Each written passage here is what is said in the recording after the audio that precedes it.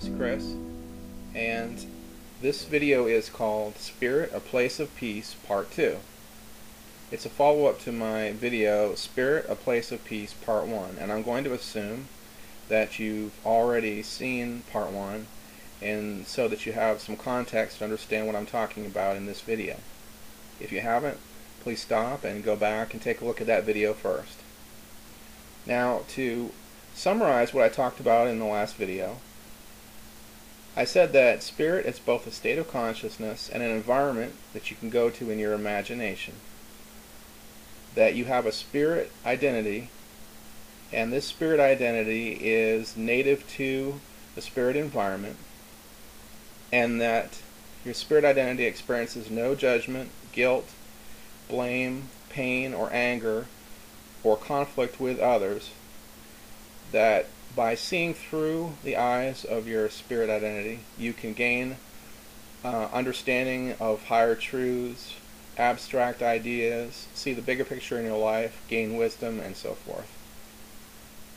I talked about designing a spirit home environment for yourself, what you want it to look like, and in this video I'd like you at the end of this video to get out a notepad and a pen, and if possible take a few minutes and sketch out an idea of what you'd like your spirit home to look like.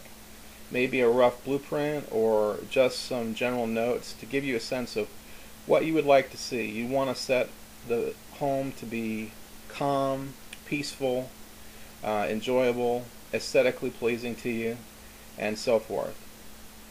And I find it helpful to have normal types of rooms like living room, bedroom, a porch, places that you would normally go, because our homes tend to reflect our need for different kinds of spaces. But design it any way that you would like to. Now, your spirit identity, as I said before, is native to the spirit plane, which is a state of consciousness, and your spirit identity sees an environment which we refer to as spirit also. But technically, your spirit identity doesn't believe in or think of the environment as being anything real. Rather, it sees the spirit environment as an emanation of its own consciousness. That means that in spirit, there are really only spirit beings, and there is no spirit matter or space. Everything that happens in spirit happens in the minds of spirit beings, and it's only through their interaction through consciousness and consciously generated symbols that they have experiences. In other words, your spirit identity creates a home, and it creates a body to live in that home, but does not believe that that body or that home or the environment outside that home exists anywhere but in his or her own mind. Now, as far as relationships go in spirit, we said that an individual has a meeting with another person in spirit when they want to, that the meeting lasts as long as both people involved in the meeting want it to, and it ends when they both want it to. Now, the reason that there isn't any conflict in what person A and person B wants is because each person is, in an ultimate sense, an expression of one single consciousness, at least from the standpoint of spirit. So, if you want something that involves someone else, then they in turn want the exact same thing with you. In order to explain this more fully, we also have to talk about time. Now, time works differently in spirit. Let's say you met your friend Bill, and you and Bill hung out in your spirit apartment for a while, and then after about half an hour of time together, you walk out of the room and go back to your bedroom.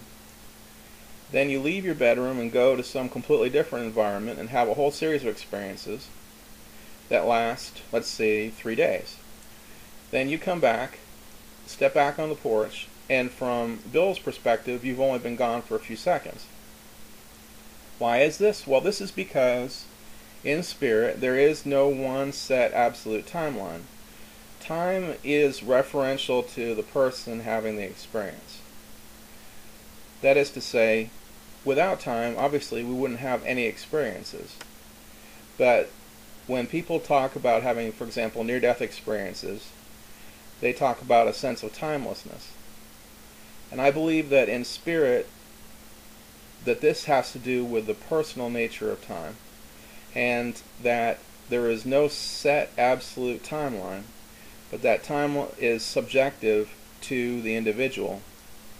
And as a person's consciousness becomes more peaceful, also the sense of time becomes less absolute and more abstract, so that it's difficult to really tell how long you've been anywhere or how long you've been engaging in any activity.